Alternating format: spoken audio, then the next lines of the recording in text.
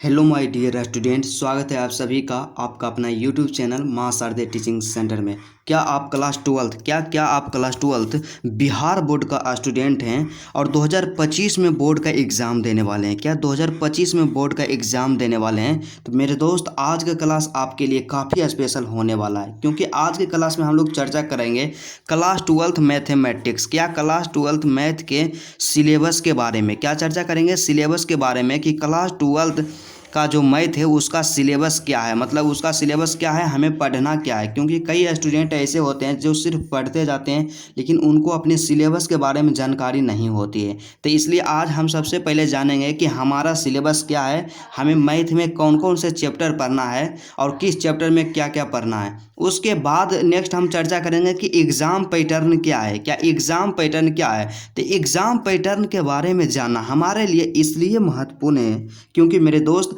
यदि आप टॉपर बनना चाहते हैं, क्या यदि आप टॉपर बनना चाहते हैं तो आपको जानकारी होना चाहिए कि एग्ज़ाम पैटर्न जो होता है बिहार बोर्ड का क्लास ट्वेल्थ का किस प्रकार से होता है। मतलब किस प्रकार से एग्ज़ाम में क्वेश्चन पूछा जाता है, ऑब्जेक्टिव कितना पूछा जाता है, सब्जेक्टिव प्रश्न कितना पूछा जाता है, और उसके बाद 2 नंबर वाला कितना पूछा जाता है, और लॉन्ग आंसर जो रहता है 5 नंबर वाला होता है, 5 नंबर का प्रश्न कितना पूछा जाता है, और किस चैप्टर से किस तरह का प्रश्न पूछा जाता है, उसी सब के बारे में हम लोग जानेंगे। मतलब क्या देखेंगे कि सबसे पहले सिलेबस देखेंगे, उसके बाद एग्ज़ाम पैटर्न देखेंगे। क्या एग्ज़ाम पैटर्न, उसके बाद हम लोग देखेंगे क्या कि क्लास ट्वेल्थ मैथ के लिए बेस्ट बुक क्या है। क्या है क्लास ट्वेल्थ मैथ के लिए बेस्ट बुक क्या है? क्योंकि हम में से कई स्टूडेंट कंफ्यूज रहते हैं कि क्लास ट्वेल्थ जो मैथ है, क्या मैथ के लिए सबसे बेस्ट बुक क्या है, मतलब कौन सा बुक से तैयारी करें कि हम क्या हो कि 100 में से 100 अंक स्कोर करें। क्या 100 में से 100 स्कोर करें, कौन सा बुक हमारे लिए बेस्ट होगा? क्योंकि जब मैं भी क्लास ट्वेल्थ में था, जब मैं भी क्लास ट्वेल्थ में था तो क्या होता था, मैं भी कंफ्यूज रहता था कि केसी सिन्हा, केसी सिन्हा से तैयारी करें या एनसीईआरटी से तैयारी करें या किरण पब्लिकेशन से तैयारी करें। मतलब 3 बुक में हमेशा कंफ्यूज रहते थे कि किस बुक से पढ़ें। तो इसमें हम लोग चर्चा करेंगे कि आपके लिए सबसे बेस्ट बुक कौन सा होगा। उसके बाद हम देखेंगे कि 95% स्कोर कैसे करें। मतलब मैथ में हम चाहते हैं कि 100 में से 100 अंक लाए। क्या 100 में से 100 अंक लाए? उसके लिए क्या हो, हमें शुरू से किस तरह से पढ़ना होगा, हमें किन किन टॉपिक पे विशेष फोकस करना होगा, और जो होता है 100 बाई 100 स्कोर करने का जो ट्रिक होता है, टिप्स होता है, क्या होता है, उसके बारे में हम लोग विस्तार पूर्वक चर्चा करेंगे। उसके बाद क्या है कि नोट्स। क्या है कि नोट्स, कई स्टूडेंट इसमें ऐसे होते हैं कि सर मैथ का नोट्स बनाया जा सकता है, तो उसमें भी चर्चा आज करेंगे कि सर मैथ का नोट्स बनाना है या नहीं बनाना है, या आपका जो मैथ का नोट्स है, नोट्स का पीडीएफ है जो कहाँ मिलेगा, क्या पीडीएफ कहाँ मिलेगा। तो चलिए आज का क्लास बिना टाइम का इन्वेस्ट किए हुए स्टार्ट करते हैं। बस आपसे एक छोटा सा रिक्वेस्ट है मेरे दोस्त कि आप यदि मेरे चैनल पे नए हैं तो चैनल को ज़रूर सब्सक्राइब कर लीजिएगा। क्योंकि कई स्टूडेंट ऐसा भी होते हैं, ऐसा सोचते हैं कि इनका तो सब्सक्राइबर कम है, मतलब 900 कुछ ही सब्सक्राइबर है, और वे क्या करते हैं कि वीडियो को छोड़ करके चल जाते हैं। आप क्या है कि डिजिटल बोर्ड के पीछे नहीं भागे, आप कंटेंट के पीछे भागे कि आपको कहाँ से सेटिस्फेक्शन मिलता है, मतलब आपको कहाँ से जानकारी मिल रहा है, उसका कंटेंट क्या है, कंटेंट पे जाइए, ना कि डिजिटल बोर्ड पे। तो चलिए आज का क्लास स्टार्ट करते हैं। तो हाँ, तो माय डियर स्टूडेंट, सबसे पहले हम लोग देखेंगे क्लास ट्वेल्थ, क्या class twelfth Bihar board mathematics syllabus के बारे में। क्या सिलेबस के बारे में देखेंगे कि हमें पढ़ना क्या है और कितना पढ़ना है और किस चैप्टर से कितना अंक का प्रश्न पूछा जाता है, इसी को देखेंगे। मतलब क्या है कि हम लोग सबसे पहले सिलेबस को देखेंगे कि हमारा जो सिलेबस है वो क्या है। तो हम लोग जानते हैं माय डियर स्टूडेंट कि हम लोग जो पुस्तक पढ़ते हैं मैथ का, क्या है कि उसमें 2 भाग में बटा हुआ, क्या भाग 1 है और भाग 2 है। क्या भाग 1 और भाग 2 है। भाग 1 कहने का मतलब प्रथम बुक और भाग 2 कहने का मतलब दूसरा बुक। मतलब क्या है कि टोटल क्लास ट्वेल्थ में हमें क्या पढ़ना है, 2 बुक पढ़ना है। कितना बुक पढ़ना है? 2 बुक पढ़ना है। तो चलिए सिलेबस क्या है। तो भाग 1 में हम लोग देखते हैं, प्रथम बुक में हम लोग देखते हैं कि कौन कौन से चैप्टर को हमें क्या करना है कि पढ़ना है। तो भाग 1 के बारे में बात करते हैं तो हमें क्या पढ़ना है माय डियर स्टूडेंट। पहला चैप्टर है संबंध एवं फलन पढ़ना है। क्या पढ़ना है? संबंध एवं फलन, जिसे इंग्लिश में रिलेशन एंड फंक्शन के नाम से जाना जाता है। क्या? Relation and function. उसके बाद दूसरा जो चैप्टर यहाँ पे दिया गया है, क्या है? प्रतिलोम त्रिकोणमितीय फलन। क्या है माय डियर स्टूडेंट? प्रतिलोम त्रिकोणमितीय फलन, जिसे क्या कहते हैं, इनवर्स ट्रिगोनोमेट्रिक फंक्शन, मतलब ITF कहते हैं। उसके बाद तीसरा जो चैप्टर है इसमें क्या है, आव्यूह है। क्या है, आव्यूह। आव्यूह पढ़ना है, जिसे अंग्रेजी में मैट्रिक्स के नाम से भी जाना जाता है। और चौथा चैप्टर जो है क्या है, सारणिक पढ़ना है। क्या चौथा चैप्टर क्या है, सारणिक, मतलब डिटर्मिनेंट्स पढ़ना है। उसके बाद अगला जो यहाँ पे है पांचवा चैप्टर जो दिया गया है क्या है, सातत्य तथा अवकलनीयता। क्या पढ़ना है, सातत्य तथा अवकलनीयता पढ़ना है। उसके बाद फिर अगला चैप्टर जो है क्या है, भाग 1 का जो लास्ट चैप्टर है, अवकलज के अनुप्रयोग। क्या अवकलज के अनुप्रयोग क्या पढ़ना है, अवकलज के अनुप्रयोग पढ़ना है। आप में से कई स्टूडेंट कंफ्यूज हो गए कि सर आप भाग 1 भाग 2 क्या बोले हैं, तो आपको हम क्या बताएं कि भाग 1 भाग 2 से मतलब आप नहीं रखिए, सिर्फ समझिए कि भाग 1 का मतलब पहला बुक और भाग 2 का मतलब दूसरा बुक। आपको टोटल 2 किताब पढ़ना है। तो देखिए पहला बुक यही है। क्या पहला बुक यही है, भाग 1 यहाँ पे दिया हुआ है। और इसमें हम जितना चैप्टर बताएं, क्या जितना चैप्टर यहाँ पे हम बताएं माय डियर स्टूडेंट, संबंध एवं फलन, प्रतिलोम त्रिकोणमितीय फलन, आव्यूह, सारणिक, सातत्य तथा अवकलनीयता। और उसके बाद दूसरा का जो यहाँ पे अगला जो है क्या, अपकलज के अनुप्रयोग। यही सब इसमें चैप्टर को क्या करना है, पढ़ना है। उसके बाद दूसरा जो बुक हमारे पास दिया गया है, दूसरा बुक क्या है, तो दूसरा बुक देखिए यहाँ पे यही है। क्या दूसरा बुक देखिए, भाग 2। यहाँ पे क्या लिखा हुआ है, भाग 2, यही है दूसरा बुक। तो इस किताब में हमको क्या कौन से चैप्टर पढ़ना है, उसको हम लोग विस्तार पूर्वक और डिटेल्स पूर्वक देखते हैं। तो सबसे पहला चैप्टर इसमें दिया गया है माय डियर स्टूडेंट, समाकलन है। क्या है माय डियर स्टूडेंट, समाकलन। समाकलन मतलब इंटीग्रल्स, मतलब सीधा समझिए कि पहला इसमें जो क्या है, समाकलन है। उसके बाद फिर दूसरा चैप्टर क्या है, समाकलन के अनुप्रयोग है। क्या, समाकलन के अनुप्रयोग मतलब क्या है कि एप्लीकेशन ऑफ इंटीग्रल्स, मतलब सीधा आप समझिए कि पहला समाकलन है और फिर समाकलन का अनुप्रयोग। उसके बाद फिर दूसरा जो यहाँ पे क्या है कि तीसरा जो यहाँ पे है, अवकल समीकरण है। क्या है, तीसरा चैप्टर इसमें है भाग 2 में, अवकल समीकरण।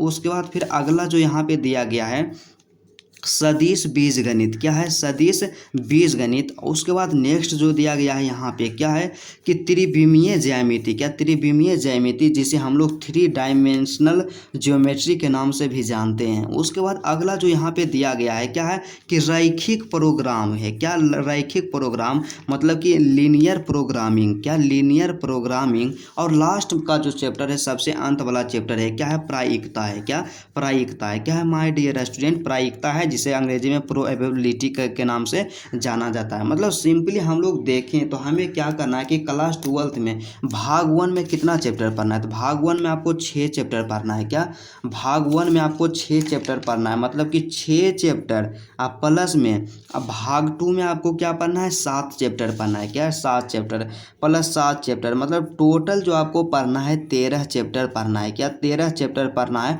बिल्कुल आसान है, बेहद आसान है। चलिए अब हम लोग देखते हैं माय डियर स्टूडेंट कि उसका जो मतलब ये जो चैप्टर तो हम जान गए कि सर आप तो चैप्टर बता दिए कि कौन कौन सा चैप्टर पढ़ना है, पर किस चैप्टर से कितना अंक का प्रश्न पूछा जाता है उसको आप नहीं बताएं। तो चलिए हम उसको बताते हैं। तो बिहार बोर्ड में क्वेश्चन पूछने का जो तरीका है my dear student, unit wise है। क्या, यूनिट वाइज है कि मतलब किस यूनिट से कितना क्वेश्चन पूछा जाता है। मतलब हम लोग यहाँ पे देखें कि क्लास 12th, क्या क्लास 12th का जो हमारा सिलेबस था, जिसमें कि हम लोग 13 चैप्टर को पढ़ेंगे। क्या करेंगे, 13 चैप्टर को पढ़ेंगे। इसी 13 चैप्टर को यूनिट में डिवाइड करके वहाँ पे दर्शाया गया है कि किस यूनिट से कितना प्रश्न पूछा जाता है। और इस 13 चैप्टर को 6 यूनिट में बांटा गया है। कितना यूनिट में बांटा गया है, 6 यूनिट में बांटा गया है। तो आप लोग प्रश्न कीजिएगा कि सर यूनिट क्या है। यूनिट कुछ नहीं है, बस क्या है कि 13 जो चैप्टर है इसी में 2 चैप्टर को मिला दिया, कभी तो 2 चैप्टर को मिला करके 1 यूनिट बना दिया, किसी में क्या क्या कि 3 चैप्टर को मिला करके 1 यूनिट बना दिया। इसी तरह से आपका क्या है कि जो क्वेश्चन का जो वेटेज है, मतलब जिस चैप्टर से कितना अंक का प्रश्न पूछा जाता है, तो उसको क्या है कि यूनिट के अनुसार हम लोग देखेंगे। तो सबसे पहला यूनिट के बारे में हम लोग बात करते हैं माय डियर स्टूडेंट।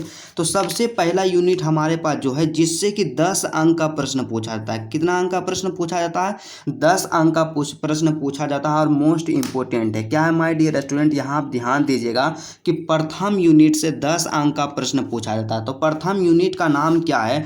प्रथम यूनिट का जो नाम है रिलेशन एंड फंक्शन है। क्या? Relation and function. तो रिलेशन एंड फंक्शन में मुख्यतः 2 चैप्टर को रखा गया। मतलब सीधा सा आप समझिए कि पहला यूनिट में 2 चैप्टर है। पहला चैप्टर है जो संबंध एवं फलन है। क्या है? संबंध एवं फलन। और दूसरा चैप्टर है प्रतिलोम त्रिकोणमितीय फलन है। क्या है? प्रतिलोम त्रिकोणमितीय फलन है। और दोनों चैप्टर को मिला करके, क्या, दोनों चैप्टर को मिला करके संबंध एवं फलन तथा प्रतिलोम त्रिकोणमितीय फलन, दोनों चैप्टर को मिला करके 10 अंक का प्रश्न पूछा जाता है। क्या? 10 अंक का प्रश्न पूछा जाता है। उसके बाद दूसरा यूनिट के बारे में बात करते हैं। तो दूसरा यूनिट जो है इससे कि 13 नंबर का प्रश्न पूछा जाता है। क्या? दूसरा यूनिट से 13 नंबर का प्रश्न पूछा जाता है। और दूसरा यूनिट में हम लोग क्या देखते हैं? दूसरा यूनिट में हम लोग 2 चैप्टर को भी रखते हैं। क्या? दूसरा यूनिट में भी हम लोग 2 चैप्टर को रखते हैं। पहला चैप्टर है आव्यूह है। क्या? आव्यूह, जिसे इंग्लिश में हम लोग मैट्रिक्स के नाम से जानते हैं। और दूसरा का इसमें जो चैप्टर है सारनिंग है, मतलब डिटरमिनेंट्स है। क्या? डिटरमिनेंट्स। और दूसरा यूनिट को हम लोग अलजेब्रा कहते हैं। क्या कहते हैं माय डियर स्टूडेंट? अलजेब्रा। आप उतना मतलब नहीं रखिए कि अलजेब्रा कहते हैं या क्या कहते हैं, सिर्फ आप समझिए कि दूसरा यूनिट में कितना चैप्टर है? 2 चैप्टर है। पहला है आव्यूह और दूसरा का जो है यहाँ पे सारनिक है। क्या? दूसरा का है सारनिक। और ये दोनों चैप्टर से, मतलब आव्यूह और सारनिक दोनों मिला करके टोटल 13 अंक का प्रश्न पूछा जाता है। क्या? 13 अंक का प्रश्न पूछा जाता है। अब तीसरा यूनिट को हम लोग देखते हैं। तीसरा यूनिट क्या है? तीसरा यूनिट जो है माय डियर स्टूडेंट, इसे हम लोग कैलकुलस के नाम से जानते हैं। क्या? कैलकुलस के नाम से जानते हैं। और कैलकुलस जो है क्या है? क्लास 12। क्या? क्लास 12 का जो मैथ है उसका आत्मा है। क्या है? आप आत्मा कह सकते हैं। क्या? क्लास 12 मैथ का आत्मा है कैलकुलस। तो आप ऐसा, मतलब हम ऐसा इसलिए कर रहे हैं, मतलब ऐसा कहना आपकी सर कि आप कैलकुलस को क्लास 12 मैथ का आत्मा किस लिए कह रहे हैं? क्योंकि माय डियर स्टूडेंट कैलकुलस जो है क्लास 12 मैथ में सबसे वेटेज वाला है। क्या? सबसे वेटेज वाला यूनिट है। क्योंकि कैलकुलस जो है, कैलकुलस से टोटल कितना अंक का प्रश्न पूछा जाता है माय डियर स्टूडेंट? 44 मार्क्स का प्रश्न पूछा जाता है। मतलब 44 अंक का प्रश्न पूछा जाता है कैलकुलस से। कितना अंक का प्रश्न पूछा जाता है? 44 अंक का प्रश्न पूछा जाता है कैलकुलस से। तो अनुमान आप लगा सकते हैं कि 44 अंक क्या है कि थोड़ा बहुत नहीं है। और हम लोग जानते हैं कि क्या है कि 44 अंक जो है, और हमारा जो एग्ज़ाम में प्रश्न पूछा जाता है क्या होता है कि मतलब 100 गो दुगना प्रश्न पूछा जाता है। 100 गो दे देगा ऑब्जेक्टिव वगैरह में से 50 गो बोलेगा बनवे ले। तो यहाँ पे 44 अंक का पूछा जाता है। मतलब समझिए कि 88 अंक का पूछा जाएगा।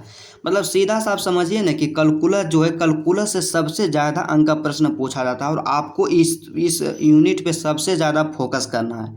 तो सबसे पहले हम लोग इसमें देखेंगे कि कैलकुलस के अंतर्गत हम लोग किस किस चैप्टर को पढ़ेंगे। तो कैलकुलस के अंतर्गत हम लोग क्या पढ़ेंगे? पहला चैप्टर है सातत्य तथा अवकलनीयता पढ़ेंगे। क्या? सातत्य तथा अवकलनीयता। उसके बाद अवकलज के अनुप्रयोग। क्या? अवकलज के अनुप्रयोग।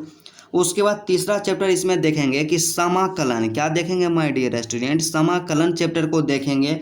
उसके बाद चौथा चैप्टर इसमें देखेंगे कि समाकलन के अनुप्रयोग। क्या? समाकलन के अनुप्रयोग। और पांचवा चैप्टर इसमें हम लोग जो पढ़ेंगे क्या है? अवकल समीकरण। क्या? अवकल समीकरण। मतलब सीधा सा आप समझिए कि कैलकुलस से जो होता है कि 44 अंक का प्रश्न पूछा जाता है। और इसमें कितना चैप्टर पढ़ना है आपको? टोटल 5 चैप्टर पढ़ना है।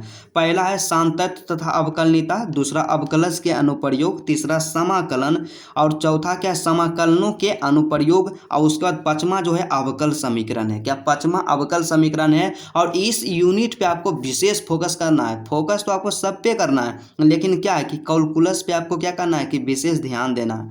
उसके बाद अगला यूनिट के बारे में बात करते हैं जो कि मोस्ट इम्पोर्टेंट वह भी है।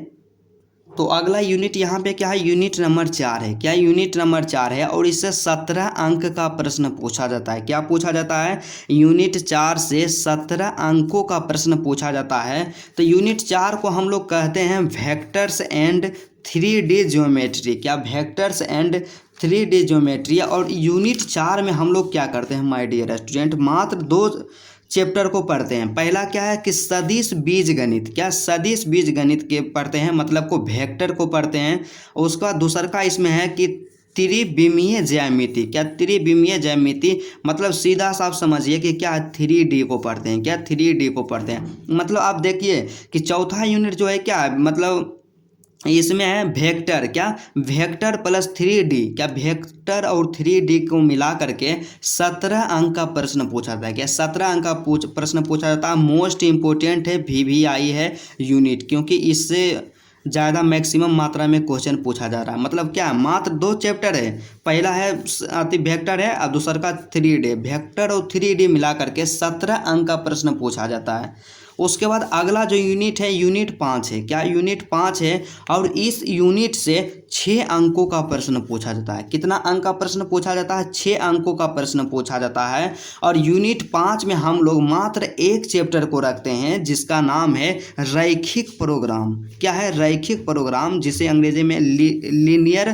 प्रोग्रामिंग के नाम से जानते हैं। क्या है, यूनिट 5 में मात्र एक चैप्टर है, रैखिक प्रोग्राम है। क्या है, रैखिक प्रोग्राम है, जिससे कि कितना अंक का प्रश्न पूछा जाता है, 6 अंक का पूछा जाता है। मतलब ग्राफ वाला। क्या है कि रैखिक प्रोग्राम क्या है, एक ग्राफ वाला जो है, ग्राफ वाला जो है, इससे कितना अंक का प्रश्न पूछा जाता है, 6 अंक का प्रश्न पूछा जाता है। और सबसे लास्ट और मोस्ट इम्पोर्टेंट भी उसको आप कह सकते हैं। क्या, सबसे लास्ट यूनिट जो है यूनिट 6 है। क्या, यूनिट 6 है। क्या, यूनिट 6 है। यूनिट 6 में एक चैप्टर आता है, क्या है, प्रोबेबिलिटी मतलब प्रायिकता। क्या है, प्रायिकता। यूनिट 6 में एक चैप्टर है प्रायिकता है, और 10 नंबर का प्रश्न पूछा जाता है। मतलब सिंपल आप समझिए कि प्रायिकता जो है, प्रायिकता से कितना अंक का प्रश्न पूछा जाता है, 10 अंकों का प्रश्न पूछा जाता है। तो आप जोड़िए कि टोटल 100 अंक पूरता है कि नहीं। सबसे पहले क्या करना है कि हम लोग देखेंगे यूनिट 1।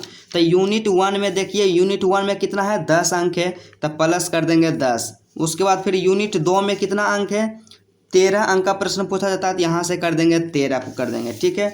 उसके बाद यूनिट 3 के बारे में बात करते हैं। तो यूनिट 3 में 44 मार्क्स का प्रश्न पूछा जाता है। मतलब क्या है कि 44 अंकों का प्रश्न पूछा जाता है। उसके बाद फिर क्या है, अगला जो यूनिट है हमारे पास माय डियर स्टूडेंट, क्या है, यूनिट 4। तो यूनिट 4 में कितना अंक है, 17 अंकों का प्रश्न पूछा जाता है। यहाँ से कर दीजिए 17। उसके बाद यूनिट 4 हो गया। उसके बाद फिर क्या करना है कि यूनिट 5 देखना है। तो यूनिट 5 जो हमारे पास दिया गया है कि इससे 6 अंक का प्रश्न पूछा जाता है। फिर इसमें क्या कीजिए, आप 6 को ऐड कर दीजिए, और यूनिट जो यहाँ पे 6 है, यूनिट 6 में 10 अंक का प्रश्न पूछा था। यहाँ से क्या कर दीजिए, आप 10 कर दीजिए, और सबको आप जोड़िए कि 100 आता है या नहीं आता है। तो यहाँ से हम लोग जोड़ेंगे तो क्या हो जाएगा, 4 3 7 हो जाएगा, और 7 दूना 14, और 14 और 6 कितना होता है, 20। 20 को 20 के 0 हो गया, बाकी रह गया 2 हमारे पास।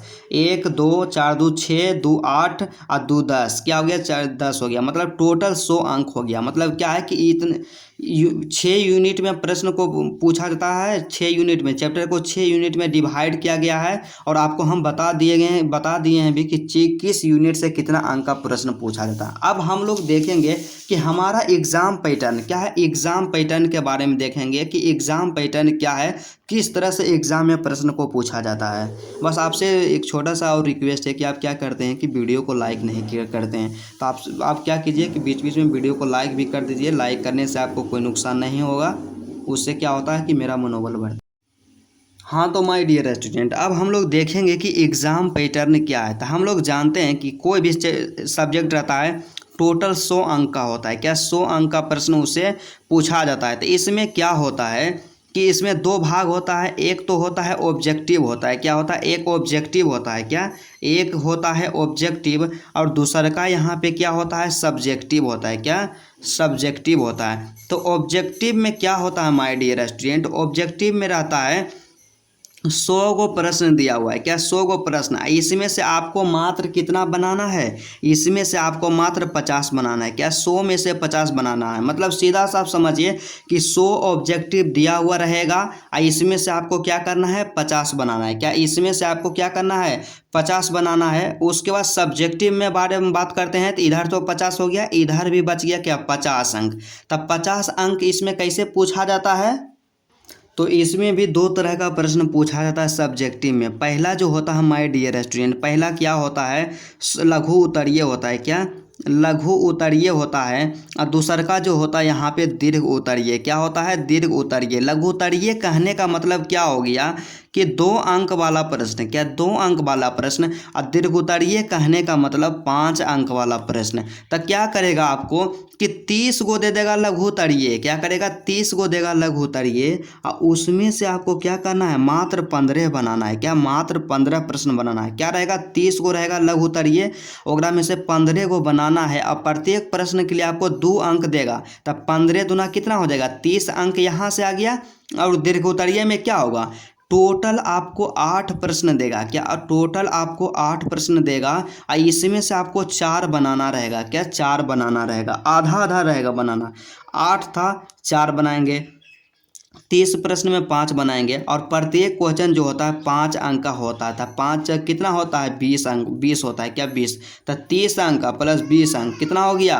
50 अंक। और 50 यहाँ पे रहेगा तो कितना हो गया? 100 हो गया। मतलब क्या है कि एग्ज़ाम का आपका जो पैटर्न रहेगा 2025 के लिए यही रहेगा। क्या? यही रहेगा। क्या? यही रहेगा। और इसी तरह से आपके एग्ज़ाम में क्वेश्चन को पूछा जाएगा। तो चलिए अब उसके बाद नेक्स्ट टॉपिक को हम लोग कवर करते हैं।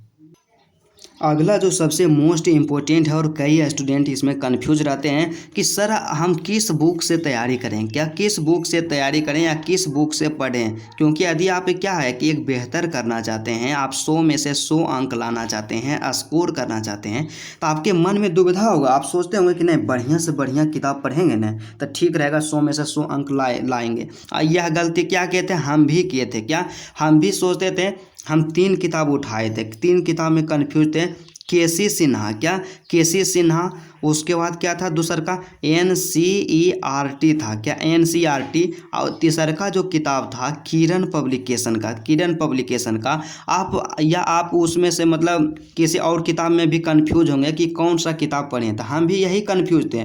क्या किए कि कुछ दिन केसी सिन्हा को पढ़ें और उसके बाद फिर कुछ दिन किरण का पब्लिकेशन को पढ़ें, 1-2 चैप्टर 3 चैप्टर इस तरह से पढ़ें। और लास्ट में क्या हुआ कि हम न केसी सिन्हा को कंप्लीट कर पाएँ न किरण पब्लिकेशन को कंप्लीट कर पाएँ। और लास्ट में क्या हो कि NCERT ही हमको पढ़ना पड़ा। क्या? NCERT ही पढ़ना पड़ा, जिसके कारण हमारे पास समय भी कम था और NCERT भी कंप्लीट नहीं हो पाएगा। लेकिन क्या है कि आपको, मैं एक टीचर तो नहीं हूँ, एक स्टूडेंट ही हूँ और एक स्टूडेंट का प्रॉब्लम समझता है। इसलिए आपको हम हमेशा गाइड करेंगे कि आप क्या कीजिए कि मैथ के लिए NCERT। क्या? NCERT जो बुक है इनफ है। क्या है? पर्याप्त है। और NCERT के अलावा आप कुछ भी नहीं पढ़िए। क्योंकि क्या है माय डियर स्टूडेंट कि बिहार बोर्ड एग्ज़ाम में जितने भी प्रश्न पूछा गया था सब NCERT से पूछा गया था पिछले साल। अब कोई भी साल का प्रश्न उठा करके देखिएगा NCERT से फाजिल रहबे नहीं करेगा। यहाँ तक क्या है कि डिजिट भी सेम रहेगा, मतलब सेम अंक को भी पूछ देगा।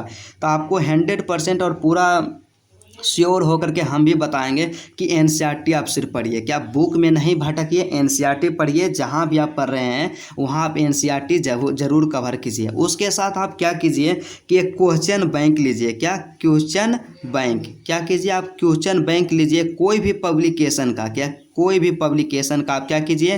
क्वेश्चन बैंक लीजिए और ज़्यादा प्रयास कीजिए क्वेश्चन बैंक में चैप्टर वाइज। क्या?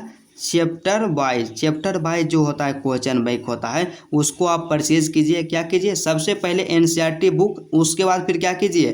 क्वेश्चन बैंक लीजिए। क्वेश्चन बैंक ले लिए, उसके बाद फिर अगला यदि संभव है आपसे कि आप थोड़ा सा फाइनेंशियल ठीक ठाक हैं तो क्या कीजिए? एक BBD ले लीजिए। क्या? BBD ले लीजिएगा। तो कई स्टूडेंट के मन में यह भी समस्या होगा कि सर इसका आप प्रचार कर रहे हैं, तो यह बात बिल्कुल 100% गलत है।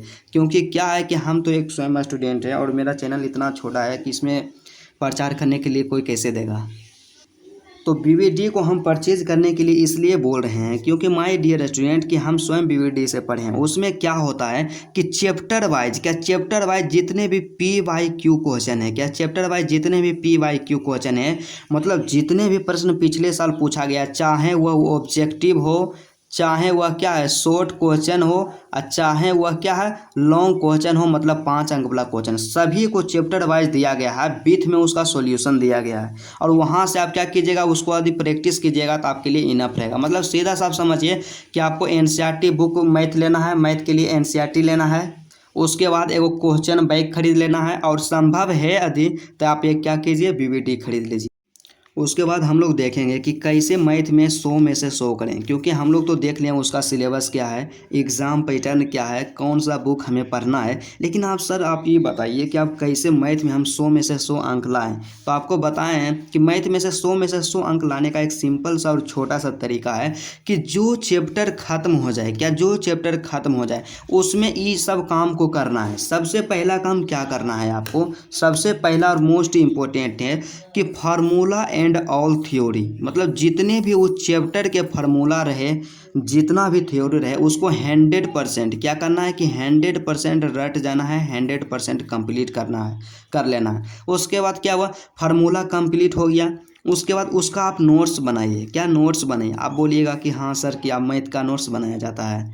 तब मैथ का नोट्स, हाँ बिल्कुल सही सुन रहे हैं कि आप मैथ का नोट्स बनाए, क्योंकि अंत का जो समय रहता है उसमें यदि आपके पास नोट्स नहीं रहेगा बना हुआ सभी क्वेश्चन का चैप्टर वाइज, तो आपको बहुत दिक्कत होगा और आप बेहतर अंक नहीं लाइएगा। तो आपको क्या करना है कि मैथ का भी चैप्टर वाइज नोट्स बनाना है, और नोट्स आप जब बनाइएगा तो एक कॉमन पॉइंट को वहाँ पर नोट कीजिएगा, और उससे क्या होगा कि आपके दिमाग में भी फिट होगा और प्रैक्टिस भी हो जाएगा। उसके बाद फिर क्या कीजिए कि नोट्स तो बन गया, उसके बाद फिर कीजिए क्या कीजिए कि जो भी आप क्वेश्चन बैंक लिए, आप पीवीटी लिए, तो पी वाई क्वेश्चन जितने भी है, क्या पी वाई क्वेश्चन जितने भी है, मतलब प्रीवियस पिछले साल जितने भी प्रश्न पूछा गया है, चाहे वह ऑब्जेक्टिव प्रश्न पूछा गया हो, चाहे वह शॉर्ट क्वेश्चन पूछा गया हो, चाहे वह लॉन्ग क्वेश्चन पूछा गया है, जितने भी क्वेश्चन जो चैप्टर ख़त्म हो गया है उसका जितना भी क्वेश्चन है, ऑब्जेक्टिव रहे चाहे शॉर्ट रहे चाहे लॉन्ग रहे, सबको तैयार कीजिए। और पिछला साल जो पूछा गया एकदम 100% तैयार होना चाहिए, क्योंकि कई क्वेश्चन रहता है जो